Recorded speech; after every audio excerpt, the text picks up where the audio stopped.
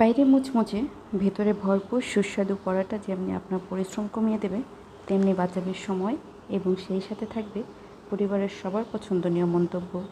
আসসালামু আলাইকুম। আজকে আমি আপনাদের জন্য একটা সহজ পরোটা রেসিপি নিয়ে এসেছি। তার জন্য প্রথমে আমি নিয়ে নিচ্ছি 2 কাপ আটা, দিয়ে দিচ্ছি 1 চামচ লবণ পরিমাণ মতো, তারপর দিয়ে দিব 3 টেবিল চামচ রান্নার তেল। তারপর এই আটার সাথে তেল আর লবণটাকে খুব ভালোভাবে মিশিয়ে নেব।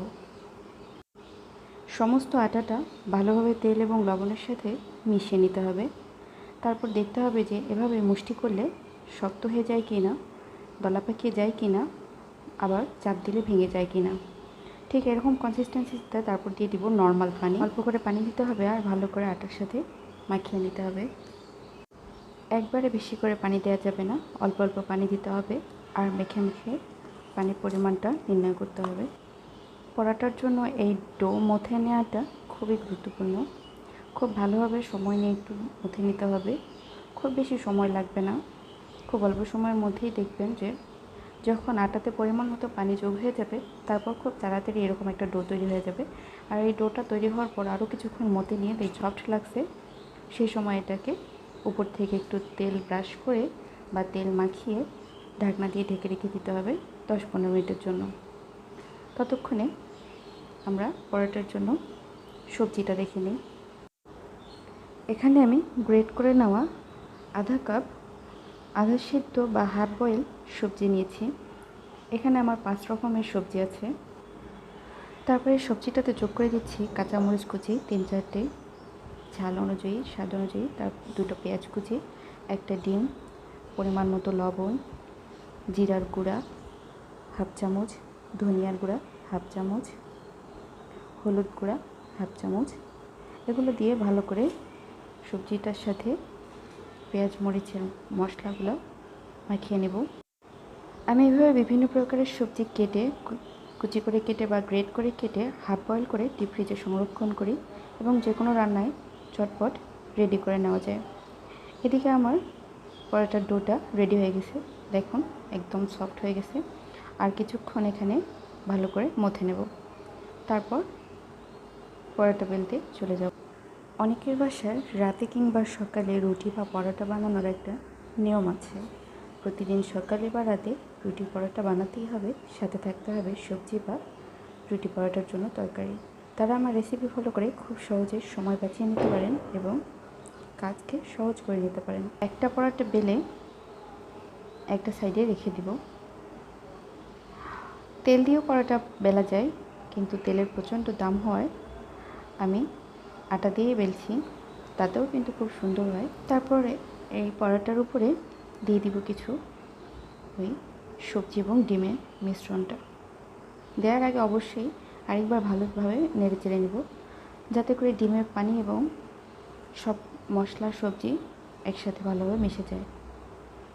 তারপর এভাবে চামচ দিয়ে চেপে চেপে একটু হালকা চেপে চেপে সরিয়ে সরিয়ে চতুর্দিকে ছড়িয়ে দিব, সাইড থেকে একটু ফাঁকা রেখে।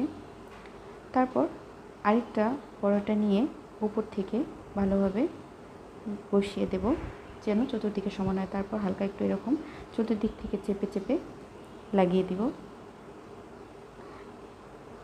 যদি ভেতর থেকে কোনো রস বের হয়ে এসে হাতে আটকে যায় বা চাপে বসতে না যায়, তখন হালকা একটু আটা ব্যবহার করতে পারেন, তাহলে খুব সুন্দরভাবে লেগে যাবে। তারপর ভাজতে চলে যাব। এই পরোটাটা রেখে দেওয়া যাবে না, একটা করে বানিয়ে সাথে সাথে ভেজে ফেলতে হবে, মানে একটা করে বানাতে হবে আর ভাজতে হবে। আমি আমার প্যানটা প্রথমে প্রিহিট করে নিয়েছি, তারপর পরোটাটা বসিয়ে দিয়েছি। পরোটাটা যখন এক সাইড থেকে মোটামুটিভাবে একটু হয়ে গেছে ভাজা ভাজা শুকনো, তারপরে 1 চামচ তেল চতুর্দিকে দিয়ে প্যানটাকে ঘুরিয়ে ঘুরিয়ে আমি তেলটাকে চতুর্দিক ছড়াই দিয়েছি। পরোটা ততক্ষণ পর্যন্ত উল্টানো যাবে না যতক্ষণ পর্যন্ত না পিছনের ছাইডটা ভালোভাবে ভাজা হয়ে যায়। ভাজা হয়ে যাওয়ার পর যখন মনে হবে তখন উল্টিয়ে দিতে হবে এবং উল্টো সাইডও যখন হালকা ভাজা হয়ে যাবে, তারপরে 1 চামচ তেল চতুর্দিকে ছড়াই দিয়ে এভাবে প্যানটাকে ঘুরিয়ে ঘুরিয়ে তেলটাকে মিশিয়ে নিতে হবে। যেহেতু সাইডটা আমাদের চেপে বসানো ছিল, তাই সাইডগুলো এভাবে একটু চেপে চেপে ভেজে নিতে হবে, যাতে করে ভালোভাবে ভাজা হয়ে যায়।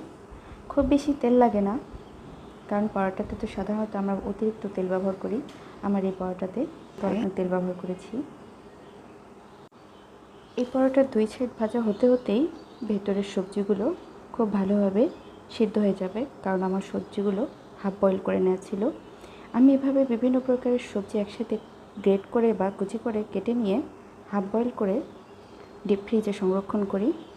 এর ফলে আমি বাচ্চার খিচুড়িতে বা নুডলসে যে কোনো কিছুতে খুব সহজ যোগ করে দিতে পারি, এবং যে বিভিন্ন রকম সবজির যে পুষ্টিটা আছে সেটাও আমি আমার বাচ্চা পাই, এবং আমার কাজেও সুবিধা হয়ে যায়। প্রত্যেকবার আমাকে সবজি কেটে নিতে হয় না, বয়েল করে নিতে হয় না, এবং রেডি করে নিতে হয় না।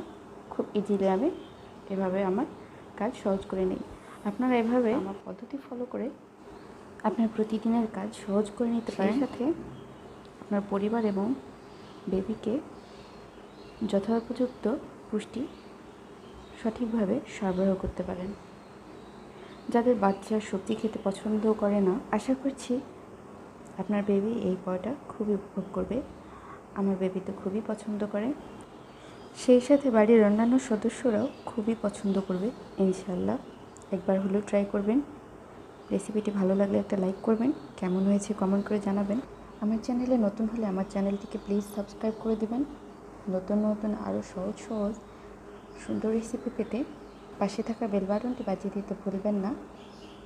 ফেসবুক পেজ রংকুড়িতে আমাকে ফলো করে জড়িয়ে থাকুন। দেখা হবে আবার অন্য কোনো রেসিপিতে।